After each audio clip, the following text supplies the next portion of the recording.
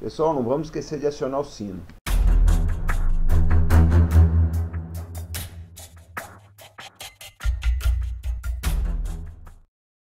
Olá, combatentes do Canal Arte da Guerra.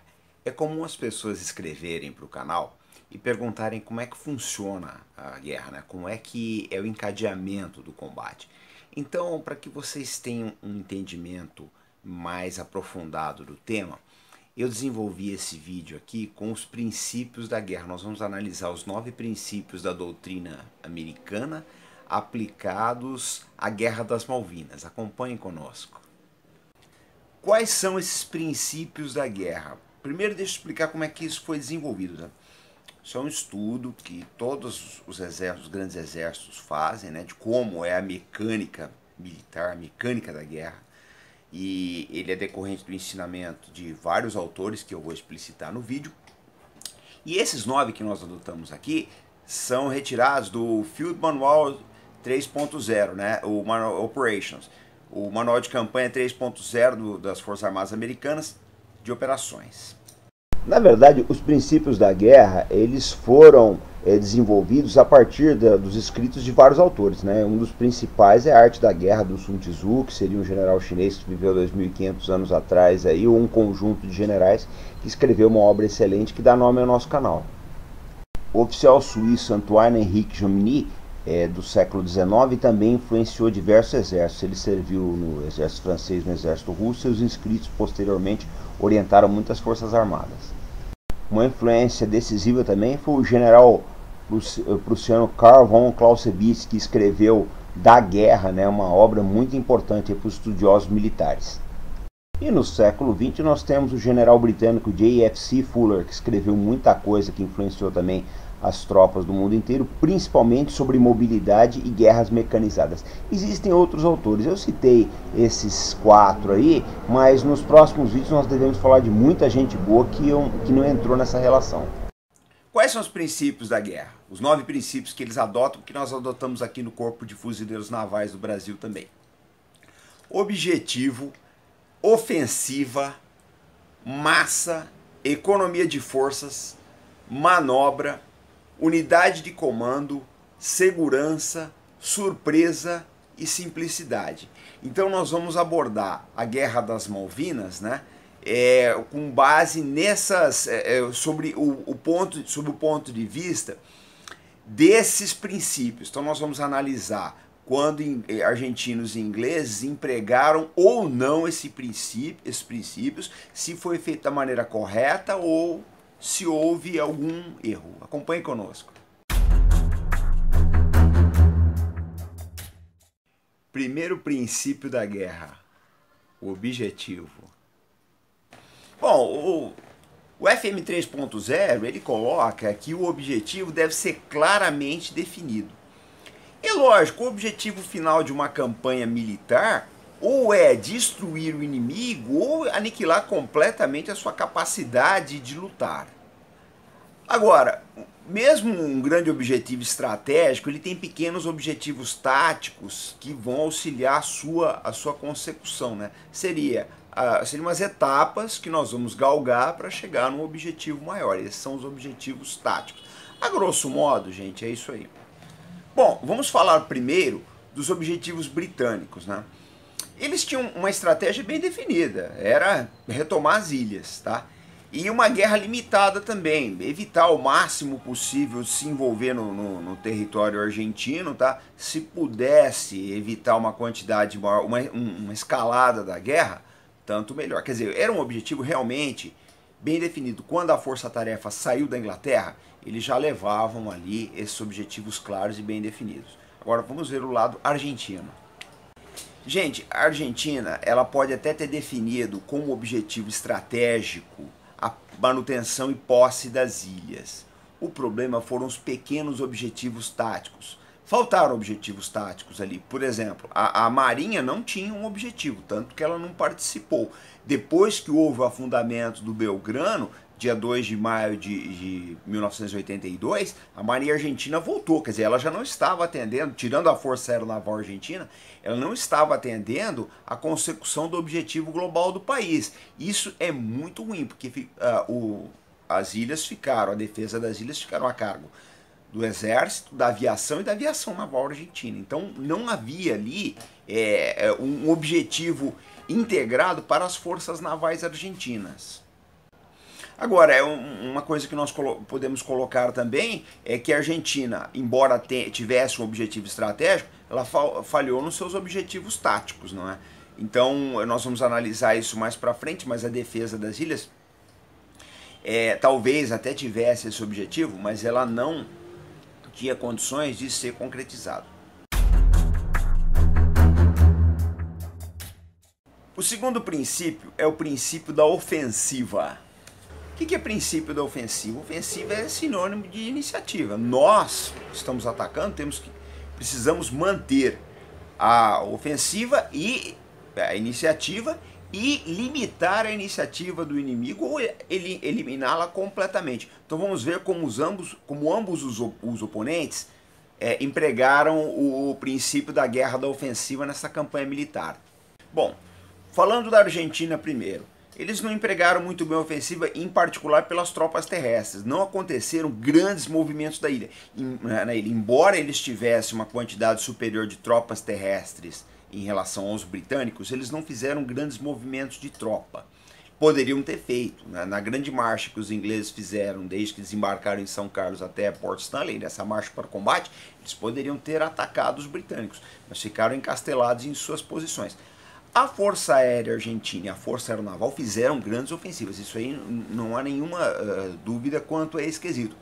Eles atacaram o Sheffield, atacaram e afundaram a Coventry, o Sheffield e por aí vai. A Força Aérea realmente ela usou o princípio da ofensiva, a Força Aérea e a Força Aeronaval Argentina, mas o Exército realmente não empregou.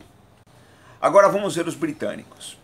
Eles mantiveram a mobilidade, eu já falei para vocês, saíram de Port Stanley e saíram de São Carlos e foram até Port Stanley, atacando todas as posições argentinas no caminho. Isso realmente foi muito importante. Também havia um destacamento de aviação argentina em Pebble Island, também conhecido como Isla Bourbon. Os argentinos chamam de Isla Bourbon.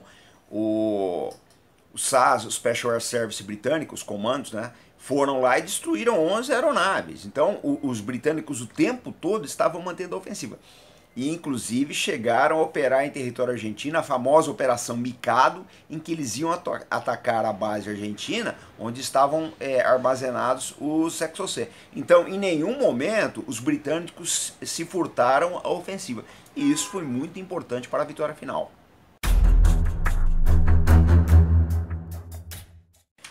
Princípio da massa.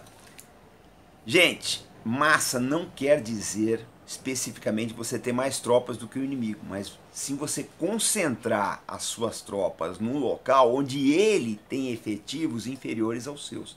Isso é o princípio da massa. Ou seja, no quesito global, você pode até ter menos soldados, mas você concentra no ponto certo. Quem usava muito esse princípio da massa eram os generais comunistas do Mao Tse Tung. Eles procuravam atacar no local onde eles tivessem superioridade de força. Quanto ao princípio da massa, os argentinos tinham superioridade, eles tinham mais de 10 mil soldados no arquipélago.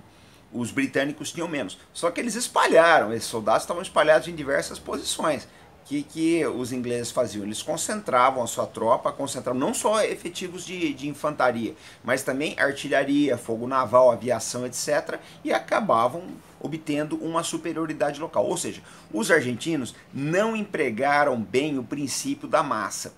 Os britânicos, sim, além da ofensiva terrestre, eles empregaram a força naval em massa. Havia uma quantidade enorme de navios cercando o arquipélago, enquanto a marinha argentina, tirante o submarino, um ou outro aí, o Santa Fé, que foi afundado, e o São Luís, que estava patrulhando. Tirante esses dois aí, eles não fizeram, né, não empregaram, e a força naval, lógico, a marinha praticamente se eximiu da campanha. Então o princípio da massa ficou realmente muito prejudicado. Os argentinos chegaram a empregar esse princípio, e acho que pode ser considerado assim, no ataque contra Coventry, que haviam diversas aeronaves aí.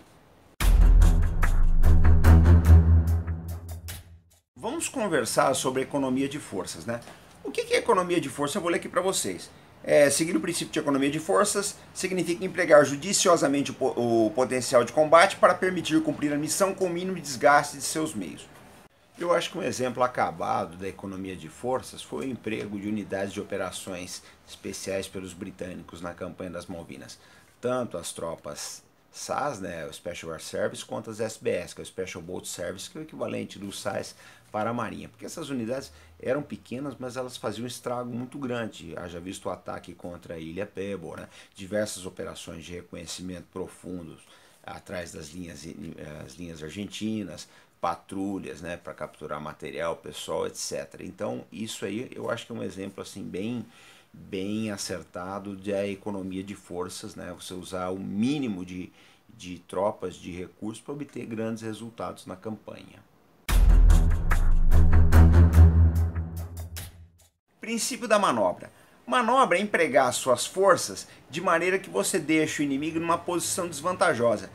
Eu gosto de encarar a manobra como mobilidade, e os britânicos empregaram bem isso. As tropas se moveram o tempo todo. A partir do momento que desembarcaram, elas foram se movimentando e eliminando algumas posições, as posições chaves dos argentinos para chegar a Port Stanley. Os argentinos não usaram a guerra de manobra terrestre, poderiam tê-lo feito, e talvez com grande prejuízo para as tropas de seus oponentes. Agora, é engraçado, né? Porque se vocês forem ver bem, quando o Atlantic Conveyor, que eu já citei aqui, afundou, os ingleses só ficaram com um helicóptero, né, de transporte. Então o que acontece? Eles precisaram fazer a marcha toda a pé. E a marcha, eu já fiz vídeos aqui falando disso, a marcha naquelas condições ali que o clima das ilhas em mar é horroroso, em condições quase subárticas ali, é o que um general britânico descreveu. Aquilo ali foi uma guerra, virou uma guerra medieval, né? Você chafurdando na lama, andando com turfa quase até os joelhos, pesadamente carregado de material. Porque, gente, aqui eu tenho que citar uma coisa pra vocês. Combate não é essa coisa bonitinha que vocês veem em videogame, não. O cara fica ali apertando, limpinho, bonitinho. Você vai estar sujo, você vai dormir no relento. É uma coisa horrorosa isso, dormir no relento. Principalmente quando o clima tá frio. Você vai carregar peso pra caramba. Quando eu falo peso, é de 40 a 60 quilos. Nas costas você vai carregar isso daí. A gente tem um lema na infantaria: quer conforto, carregue. Quer mais água, carregue. Quer comida, carregue. E você vai ter que dividir, além da sua carga, a carga dos companheiros que estão feridos, a carga coletiva, por exemplo. Se é um pelotão, cada um leva ali uma granadinha de morteiro, suprimento de baterias para rádio, né? Ou um tripé de metralhador, ou mesmo uma base de morteiro que é muito pesada. Então não é, vamos tirando o cavalinho da chuva, não é essa coisinha de videogame, pessoal. Uma tentativa dos argentinos de aplicar o princípio da ofensiva foi essa manobra que vocês veem no mapa aí, realizada em 1º para 2 de maio de 1982. Ela consistia no seguinte: um grupo ia avançar pelo sul com o Belgrano e outro pelo norte, nucleado pelo porta-aviões argentinos 25 de maio. Os dois grupos iam cerrar sobre a força-tarefa britânica. Mas essa manobra foi frustrada porque o Belgrano foi afundado, como eu já citei aqui, e aí quebrou todo o ímpeto da ofensiva, todos os planos argentinos se desmoronaram. Mas nós temos que reconhecer que eles têm o mérito de tentarem essa ofensiva e depois disso não teve outras grandes operações da Força de Superfície Argentina. Bom, pessoal, esse foi o nosso vídeo de hoje do canal Arte da Guerra. Vai ter a segunda parte porque o assunto é muito extenso, eu não poderia fazer num vídeo, isso ia dar mais de 30 minutos, é muita coisa para falar, tá ok? Então nós estamos voltando no domingo com a segunda parte desse vídeo e nós aguardamos vocês lá. Então até nossa segunda parte aqui, nosso próximo vídeo, e como sempre, pessoal, fé no Brasil!